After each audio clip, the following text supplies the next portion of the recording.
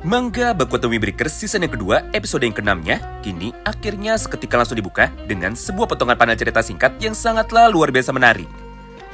Mengingat pada halaman ini, kita pun dapat melihat sama-sama mengenai seperti apakah jalannya alur cerita menarik dari versi mangganya. Karena pada dasarnya, episode yang ke-6 ini baru akan tayang pada waktu minggu depan. Dimana di dalam praktiknya, mulai dari episode yang ke-6, cerita dari manga Windbreaker akan langsung masuk ke dalam saga yang baru. Yaitu cerita tentang sebuah pertarungan besar yang akan melibatkan 3 geng sekaligus.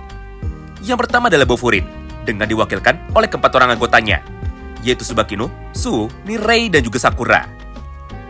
Kemudian yang keduanya adalah kelompok berandalan yang menguasai sebuah wilayah lokalisasi tindakan negatif atau tindakan asusila. Mulai dari minuman beralkohol sampai dengan prostitusi, yang kebetulan dikelola secara legal oleh pemerintah setempat, yaitu kelompok para Yakuza atau kelompok para bodyguard dengan nama Roppo Ichiza. Dan yang terakhir tentunya adalah lawan mereka yang merupakan kelompok berandalan dengan nama geng Gravel, di mana semua anggotanya adalah kaum buruh alias kaum menengah ke bawah yang tinggal di daerah kumuh di sebelah kota Makochi. Nah, tentu saja semua cerita baru ini nantinya akan mulai masuk ke dalam versi animenya di dalam season yang kedua. Karena jika season yang pertamanya memiliki jumlah episode sampai dengan 24, maka versi animenya akan berakhir tepat pada pembahasan video kita yang kemarin. Oleh karena itu, tentunya bagi kalian yang penasaran dan juga ingin tahu mengenai seperti apa jalannya alur cerita lengkap dari manga Windbreaker, mulai dari episode yang ke-25-nya sampai dengan chapter yang terbarunya nanti, maka kalian bisa simak terus ya video ini sampai habis. Singkat cerita, tepat 1 hari setelah Sakura akhirnya bisa membuka hatinya untuk dapat menerima semua teman-temannya, maka pada halaman yang sama ini, kita pun akhirnya seketika langsung diperlihatkan mengenai kemunculan dari salah satu karakter baru sekaligus salah satu karakter terkuat yang merupakan anggota dari Four Heavenly Kings alias 4 orang jenderal perang dari geng Bofurin. Dia adalah Tsubakino yang merupakan penjaga gerbang timur dari kota Makochi. Tidak hanya itu, karena selain Tsubakino, maka kita pun juga diperkenalkan 2 orang wakil kaptennya. Mereka adalah si kembar yang bernama Seri Yusakaki dan juga Uri Yusakaki. Nah, menariknya, ternyata pada satu momen yang sama ini, Tsubaki pun akhirnya langsung menjelaskan kepada Sakura bahwa tugas dari anggota geng Bofurin bukan hanya untuk bisa menjaga kedamaian dari kota Furin pada siang hari saja, tapi mereka juga memiliki tugas untuk bisa berpatroli pada malam hari secara bergantian. Mengingat tindak kriminal paling banyak dan juga paling meresahkan biasanya terjadi pada malam hari. Oleh karena itu, Tsubakino sebagai salah satu jenderal perang dari Bofurin akhirnya mulai menyarankan atau mengundang fraksi Tamon khususnya kepada 3 orang petinggi mereka untuk bisa melakukan patroli malam supaya mereka bisa tahu dan juga bisa mengenal beberapa orang penting yang kebetulan masih memiliki hubungan dengan geng Bofurin. Mendengar permintaan itu dari Tsubakino, Sakura dan juga Suwayato tentu saja seketika langsung setuju. Hingga tanpa pikir panjang, mereka semua pun kini akhirnya langsung memutuskan bahwa pada besok malam, atau tepatnya setelah mereka semua sudah pulang sekolah, maka perwakilan dari fraksi Tamon akan ikut membantu Tsubakino untuk bisa berpatroli pada wilayah timur kota Makochi, yaitu distrik hiburan malam yang saat itu dikuasai oleh para Yakuza. Oh iya, cerita ini banyak yang kami skip ya, karena menurut kami cerita tentang masa lalu dari Tsubakino sama sekali tidak penting untuk bisa diceritakan, karena alasan gender yang tidak jelas. Jadi untuk mempersingkat waktu, maka mari kita langsung bahas saja mengenai jalannya pertarungan di antara mereka. Singkat cerita, setelah 1 hari berlalu, dan juga setelah Sakura, Nirei serta Suo sudah tiba pada lokasi ini, maka mereka bertiga pun tentu saja seketika langsung menjadi terkejut. Karena ternyata keadaan di dalam distrik hiburan malam ini sangatlah jauh berbeda sekali dengan keadaan kota Makochi pada siang hari. Mengingat pada lokasi ini, banyak sekali minuman beralkohol yang bisa dijual dengan bebas. Serta beberapa wanita malam juga terlihat sedang menawarkan jasanya di sepanjang jalan dari distrik hiburan malam ini. Tidak hanya itu, karena tepat pada satu wilayah yang sama, terdapat juga kafe-kafe aneh yang sebelumnya sama sekali tidak pernah dilihat oleh Sakura. Mulai dari kafe penari tiang, maid cafe, bahkan sampai dengan toko yang menjual alat-alat untuk orang dewasa. Nah, menyadari jika dirinya berada pada lokasi yang sangat berbeda, Nirei yang tidak kuat mental akhirnya seketika langsung meminta mereka berdua untuk bisa segera pulang. Karena pada dasarnya mereka sama sekali tidak siap dan juga mereka semua masih di bawah umur. Alias karena mereka semua saat ini masih kelas 1 SMA. Tidak hanya itu, bahkan Nirei pun juga sempat berjanji untuk bisa menghubungi Tsubakino. Bahwa pada malam ini, mereka tidak jadi untuk bisa bertemu Tsubakino dan juga tidak jadi untuk bisa membantunya. Mendengar perkataan dari Nirei itu, Sakura pun seketika langsung menolak. Karena menurut Sakura, mereka sudah setengah perjalanan dan juga sudah dekat dari tempat dari Tsubakino. Jadi jika mereka pulang malam ini, sebelum dirinya bisa bertemu dengan Tsubakino, maka sudah jelas misi dari mereka semua pasti akan diulang lagi besoknya. Namun sepertinya Nirei masih belum menyerah untuk bisa mengajak Sakura pulang. Hingga pada halaman yang berikutnya, Nirei pun langsung berkata seperti ini kepada Sakura. Sakura, ayo segera kita tinggalkan lokasi ini. Karena jika kita tersesat, maka hal itu akan sangat berbahaya. Mengingat ini bukan lagi daerah kekuasaan yang dimiliki oleh geng Bofurin saja. Tapi ini adalah daerah kekuasaan Yakuza juga, serta merupakan tempat netral untuk dapat melakukan pertarungan. Nah, tepat di tengah keributan ini, maka tiba-tiba saja muncullah sosok perempuan misterius yang jatuh tepat di depan Sakura. Sampai pada akhirnya, tubuh dari Sakura jadi tertiban, serta mereka berdua pun sama-sama terbental menuju ke arah yang berlawanan. Melihat semua hal itu di depan matanya, perempuan yang baru saja terjatuh itu akhirnya segera meminta maaf kepada Sakura. Karena pada dasarnya, gara-gara tubuh dari Sakura ditiban, maka Sakura pun saat ini menjadi sedikit terluka. Mendengar ucapan dari perempuan itu, Sakura pun langsung membalasnya lagi. Hah? Apa aku tidak salah dengar? Daripada memikirkan diriku, justru lihatlah dirimu sendiri itu. Mengingat kondisimu lah yang terluka lebih parah daripada aku. Apalagi jahitan dari bajumu itu saat ini juga jadi ikut robek. Nah, menariknya, tepat ketika Sakura dan juga perempuan itu sedang berdebat, maka dari arah yang berlawanan, muncullah beberapa orang anggota geng lain yang datang dalam jumlah yang sangat banyak. Lalu, tanpa pikir panjang, mereka pun langsung berkata seperti ini kepada perempuan itu. Woi, cepat berhenti dan jangan kabur lagi. Karena kami tidak dibayar lebih untuk dapat menangkapmu dengan cara yang sangat susah. Jadi menyerahlah dan ayo cepat ikuti kami. Tidak hanya itu, karena di saat yang bersamaan, mereka pun kembali melanjutkan ucapannya lagi dengan cara berkata seperti ini kepada Sakura Haruka, Suo dan juga Nirei. Woi, diam dan jangan ikut campur. Kami hanya diberikan tugas untuk bisa membawa perempuan itu saja. Karena jika kalian memutuskan untuk ikut campur, maka kami pun tidak akan segan-segan untuk dapat melukai kalian semua. Di momen inilah, perempuan bernama Shizuka itu akhirnya seketika langsung maju ke depan, lalu dia pun segera berkata seperti ini kepada mereka semua. Baiklah, aku akan ikut dengan kalian. Tapi tolong janji kepadaku untuk tidak menyakiti mereka semua. Mengingat hanya aku sajalah yang sebenarnya kalian incar. Jadi, lepaskan mereka semua dan jangan ganggu mereka lagi. Melihat pergerakan dan juga mendengar semua ucapan dari Shizuka itu, Nirei, Suo dan juga Sakura akhirnya seketika langsung menghentikannya. Karena pada momen ini, mereka pun akhirnya langsung sadar bahwa kelompok berandalan ini bukanlah orang yang baik. Jadi mau tidak mau, mereka harus bisa melindungi Shizuka, walaupun untuk saat ini mereka tidak tahu apa masalahnya. Bahkan pada halaman ini, Sakura pun mulai bertanya kepada mereka. Woi, sialan, apa yang ingin kau lakukan dengan perempuan ini? Semua pecundang seperti kalian, pada dasarnya dimanapun sama saja. Mengingat kalian selalu muncul dalam jumlah yang sangat banyak. Padahal, tugas yang diberikan kepada kalian hanyalah untuk bisa menangkap perempuan ini saja. Berdasarkan hal itu, maka menurutku kalian sama saja seperti sampah. Jadi, mari kita selesaikan urusan ini dengan menggunakan tinju kita. Nah, semua dialog panjang dan juga interaksi di antara mereka terus berlangsung selama beberapa waktu. Hingga di saat keadaan sudah mulai memanas, maka Sakura yang saat ini sudah berdiri di depan, akhirnya langsung menoleh ke belakang untuk dapat memastikan keadaan dari Shizuka. Lalu dengan tenang, dia pun mulai berkata seperti ini kepada Suo dan juga Nirei. Suo, Nirei, aku percayakan dia kepadamu. Jadi, serahkan mereka semua kepadaku saja. Mendengar ucapan dari Sakura itu, Nirei pun seketika langsung memotongnya. Tidak Sakura, aku baik-baik saja. Jadi, biar aku sajalah orang yang akan melindungi Shizuka. Supaya Suo bisa ikut membantumu untuk dapat mengalahkan mereka semua. Karena dengan cara seperti itu, maka hal ini pun bisa kita selesaikan dengan cepat. Walaupun pada awalnya, Sakura nampak ragu dengan kemampuan dari Nirei. Apalagi tubuh dari Nirei lagi-lagi nampak sangat gemetar serta dia pun juga ketakutan. Namun, karena Sakura sudah mendengar tekad dari Nirei barusan, maka Sakura pun tanpa ragu kini mulai menyerahkan urusan itu kepada Nirei. Kemudian setelah Suo sudah ikut maju ke depan, mereka berdua pun kini mulai berkata dengan lantang kepada para berandalan itu. Baiklah kalau begitu, ini adalah waktunya bagi Bofurin untuk dapat memberikan hukumannya. Sementara itu, respon yang sangat berbeda justru malah terlihat dari sudut pandang para lawannya. Mengingat mereka semua nampak sangat meremehkan Sakura. Karena pada dasarnya, jarak umur dari mereka semua sangatlah jauh sekali. Di satu sisi, Sakura dan juga Suwo saat ini masih kelas 1 SMA. Sedangkan di sisi lain, mereka adalah para orang dewasa yang bekerja sebagai bodyguard atau sebagai berandalan bayaran.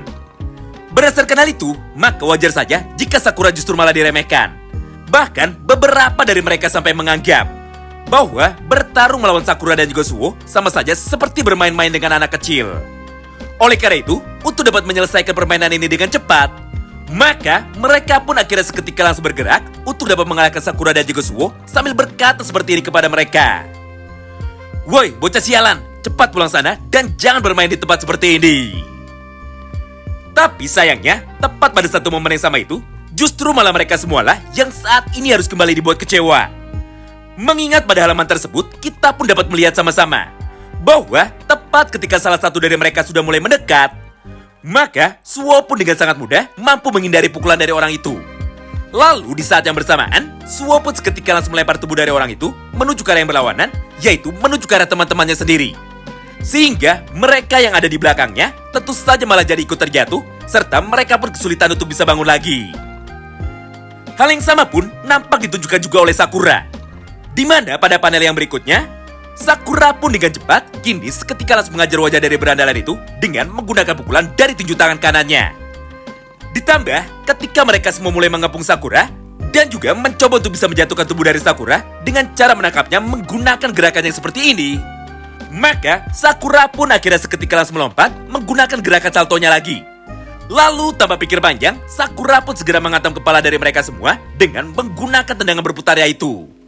Sampai pada akhirnya mereka pun langsung terjatuh ke tanah dan juga pingsan saat itu juga. Melihat pergerakan dari Sakura itu, beberapa berandalan lainnya tentu saja tidak bisa tinggal diam.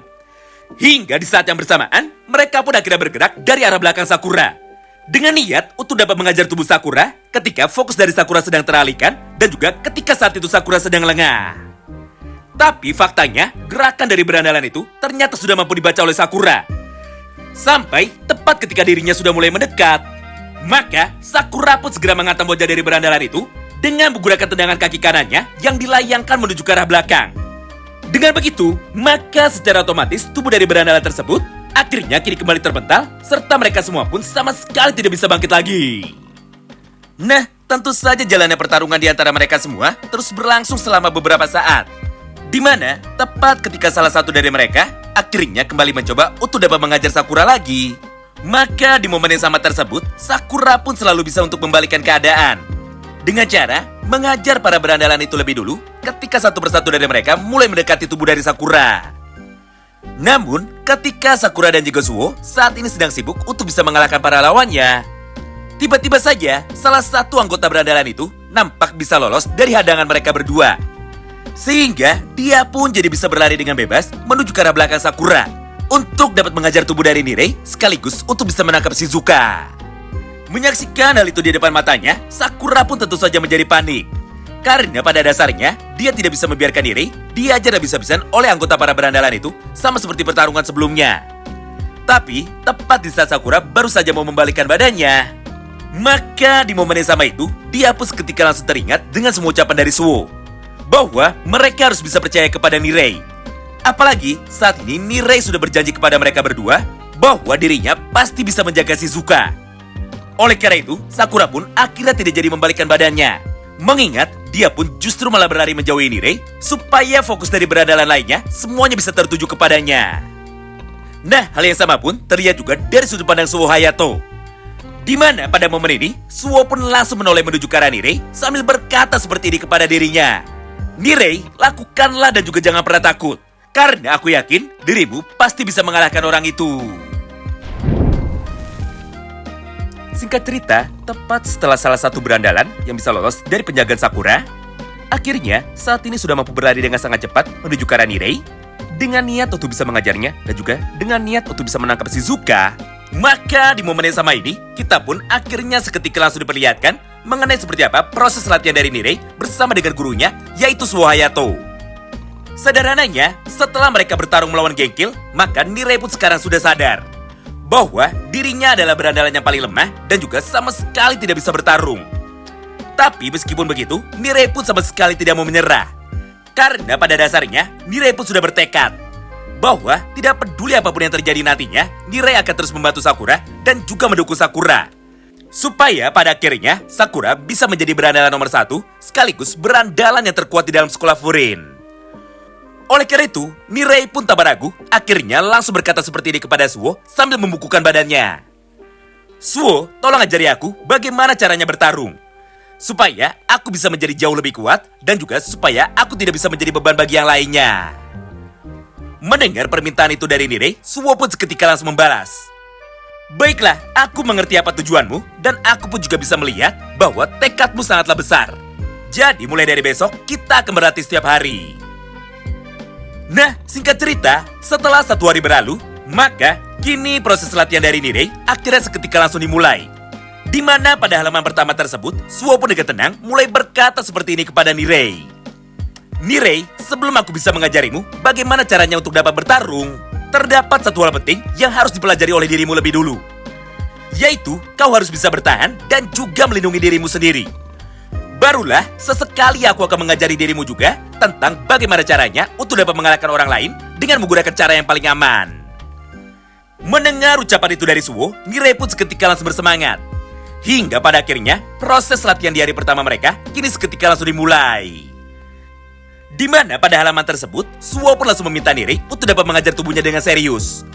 Karena pada dasarnya, Suo ingin menunjukkan kepada Nirei tentang dasar-dasar teknik menghindar. Di momen itulah, Nirei pun tentu saja langsung berlari dengan niat untuk dapat mengajar wajah dari Suo menggunakan pukulan dari tinju tangan kanannya. Namun setelah Nirei sudah mendekat, maka Suo pun seketika langsung menghindar dengan cara menurunkan badannya.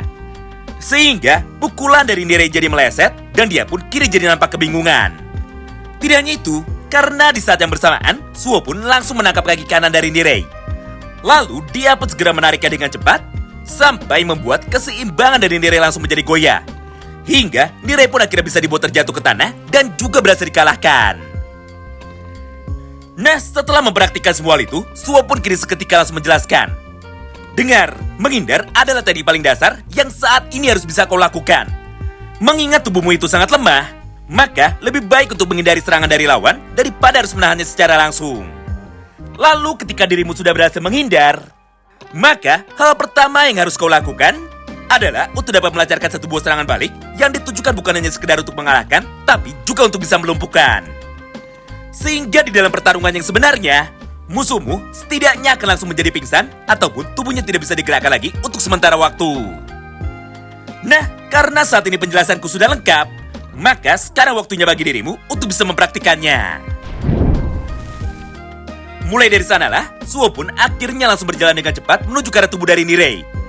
Lalu, dengan satu ayunan pukulan tangan kanannya, Suo pun langsung berniat untuk dapat mengajar tubuh dari Nirei. Melihat pergerakan super cepat dan juga pergerakan yang sangat menyeramkan dari Suo, Nirei pun secara refleks akhirnya langsung menutup matanya.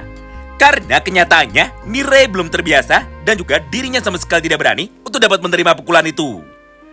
Di momen inilah, Suo pun seketika langsung menghentikan pukulannya dan juga langsung menjelaskan kepada Nirei bahwa aturan pertama di dalam dunia baku hantam adalah dilarang untuk bisa menutup mata.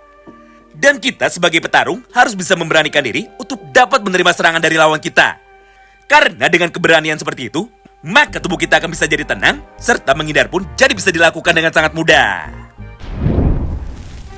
Nah, setelah beberapa saat berlalu dan setelah melihat proses latihan dari Nirei, maka pada halaman yang berikutnya, Shin pun kini kembali berpindah menuju ke dalam medan tempur lagi. Di mana pada momen tersebut, Nirei pun seketika langsung mempraktikkan semua ajaran dari Suo tepat di dalam pertarungan ini. Mengingat tepat ketika berandalan itu sudah mulai mendekat, maka Nirei pun langsung membuka matanya dan dia pun langsung menjadi fokus untuk bisa menerima serangan dari berandalan itu. Lalu dengan satu gerakan yang seperti ini, Nirei pun akhirnya langsung menunduk. Sehingga serangan dari berandalan tersebut akhirnya berhasil dihindari dengan sangat mudah. Serta tubuh dari berandalan itu justru malah langsung terjatuh menuju ke arah yang berlawanan karena dirinya sudah kehilangan keseimbangan. Walaupun untuk percobaan yang pertama ini Nirei sudah berhasil, namun sayangnya Nirei sama sekali tidak siap untuk dapat menerima serangan yang keduanya. Mengingat pada momen ini kita pun bisa melihat sama-sama bahwa terdapat satu orang berandalan lain yang sudah berhasil mendekat menuju ke arah Nirei. Serta dia pun dengan cepat langsung melayangkan satu buah tendangan kaki kanannya untuk dapat mengajar kepala dari Nirei ketika Nirei saat itu masih belum siap. Beruntungnya, tepat di tengah ketegangan ini, Suo yang sejak tadi terus melihatnya akhirnya mampu datang tepat waktu. Hingga Suo pun mampu menangkap tendangan dari berandalan itu dengan menggunakan tangan kanannya. Kemudian di saat yang bersamaan, Suo pun langsung melempar atau memutar tubuh dari berandalan itu dengan menggunakan jurus Tai Chi-nya. Sampai dia pun seketika langsung terjatuh ke tanah dan juga sama sekali tidak bisa bangun lagi.